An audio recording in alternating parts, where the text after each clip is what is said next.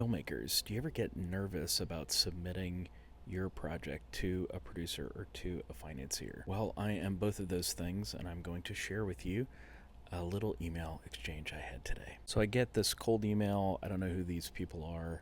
It's like a million cold emails I get every week. And the email says, presented here is a live action family slash kids feature project entitled, and he gives the name. And then he gives me the log line. It says, a wonderful, nostalgic coming of age story about four young boys who are best friends who believe they found the clues to lost treasure, but instead find out what true love and friendship is all about. Along the way, they have conflicts with their own families, their past traumas, and their own hidden secrets. Then it has a couple of beats listed out. The title, genres, coming of age, adventure, logline. An intriguing mystery leads a group of young teenage boys to discover the true meaning of what's important in life and in themselves. They compare it to Stand By Me, The Goonies, Stranger Things, which, by the way, Stranger Things has been successful for a decade. It's about to wrap, and like everybody else in the industry, I'm so tired of seeing Stranger Things-esque projects pitched. He also says an option on the property had expired and the rights have reverted back to the writer-director, which I'm shopping on his behalf. Now that I've read you everything in the initial email, do you have any idea what this movie's about? Well, neither did I. So I opened the pitch deck. There was a 30-page pitch deck attached. The pitch deck is just not good. It's just not good, not worth my time. Emails, not worth my time. Pitch deck confirms it.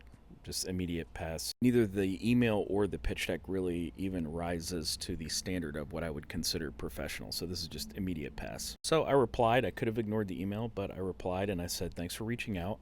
Logline is too vague and I have no idea what the story is about.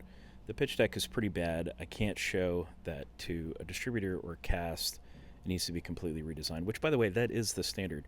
Whatever you send me, I need to be able to forward it and have it represent me, right? Because that's essentially what you're asking me to do. I have to show it to people to make your thing. So I'm going to forward it to maybe an investor, maybe a name actor, maybe their rep, maybe a distributor to see what they think of the project. So what you're sending needs to be very good. And then I gave him some links to my courses and discounts and everything so they can just go see how this is actually supposed to be done. That's why I made these courses. It's because I don't want to teach film school every time I get an email, but I do want people to improve their pitches. Now, their script could be great, but I can't spend 2 to 3 hours every time I get an email to read your script and see if it is good, despite the fact that you can't write an email or make a pitch deck that presents it to me as something that's good. Stay tuned for part 2, where I'm going to talk about the email I was sent in response to my email that was not intended for me.